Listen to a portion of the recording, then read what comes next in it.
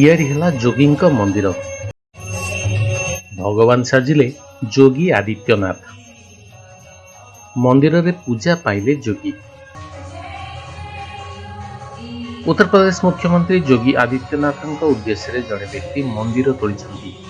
ମନ୍ଦିର ଭିତରେ ଯୋଗୀ ଆଦିତ୍ୟନାଥଙ୍କ ପ୍ରତିମୂର୍ତ୍ତି ରହିଛି।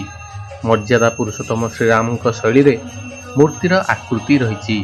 ପ୍ରଭୁଙ୍କ ହାତରେ ଧନୁଶର ଥିବା ଭଳି ଯୋଗୀ ମଧ୍ୟ ସମାନ ମୁଦ୍ରାରେ ଠିଆ ହୋଇଛନ୍ତି। ଉତ୍ତରପ୍ରଦେଶର ଭରତକୁଣ୍ଡ ପୂର୍ବା ଜିଲ୍ଲାରେ ଏହି ମନ୍ଦିର ନିର୍ମାଣ ହୋଇଛି। ମନ୍ଦିର ଭିତରେ ଯୋଗୀଙ୍କର ପୂଜାର୍ଚ୍ଚନା ହେଉଛି। ପ୍ରତି ସକାଳ ସନ୍ଧ୍ୟା ପୂଜାର୍ଚ୍ଚନା ସହ ଆଳତି ହେଉଛି। ପୂଜା ଆରାଧନା ପରେ ପ୍ରସାଦ ସେବନ ମଧ୍ୟ ହେଉଛି।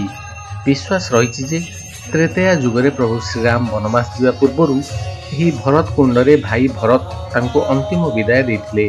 ଅଯୋଧ୍ୟା ନିବାସୀ ପ୍ରଭାକର ମୌର୍ଯ୍ୟ ଯୋଗୀ ଆଦିତ୍ୟନାଥଙ୍କୁ ସମର୍ପଣ କରି ଏହି ମନ୍ଦିର ନିର୍ମାଣ କରିଛନ୍ତି। ପ୍ରଭାକର କହିଛନ୍ତି ଯେ ଯୋଗୀ ଆଦିତ୍ୟନାଥଙ୍କୁ ଭଗବାନ ମାନନ୍ତି।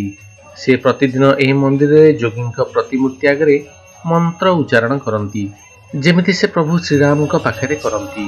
ଏହି ମନ୍ଦିର ନିର୍ମାଣ ପାଇଁ 8,50,000 ଟଙ୍କା ଖର୍ଚ୍ଚ କରିଛନ୍ତି। ଯୋଗୀଙ୍କର ପ୍ରତିମୂର୍ତ୍ତି ନିର୍ମାଣ ପାଇଁ ରାଜସ୍ଥାନରୁ ଅର୍ଡର ଦିଆଯାଇ ଅଣାଯାଇଛି। ଗତ ବର୍ଷ ବିଜେପି କର୍ମୀ ପୁଣେରେ ପ୍ରଧାନମନ୍ତ୍ରୀ ନରେନ୍ଦ୍ର ମୋଦିଙ୍କ ମନ୍ଦିର ନିର୍ମାଣ କରିଥିଲେ। ଏହି ଖବରଟି ଆପଣମାନଙ୍କୁ କେମିତି ଲାଗିଲା କମେଣ୍ଟ କରି କୁହନ୍ତୁ। ନୂଆ ଓ ଅପଡେଟ୍ ଖବର ପାଇଁ ଆମ ଚ୍ୟାନେଲଟିକୁ ସବସ୍କ୍ରାଇବ୍ କରନ୍ତୁ। ଏଥିରେ ଥିବା ବେଲ୍ ଆଇକନଟିକୁ ଦବାଇ ଦେବା ସହ ଏହାକୁ ଲାଇକ୍ ଓ ସେୟାର କରିବାକୁ ଭୁଲନ୍ତୁ ନାହିଁ।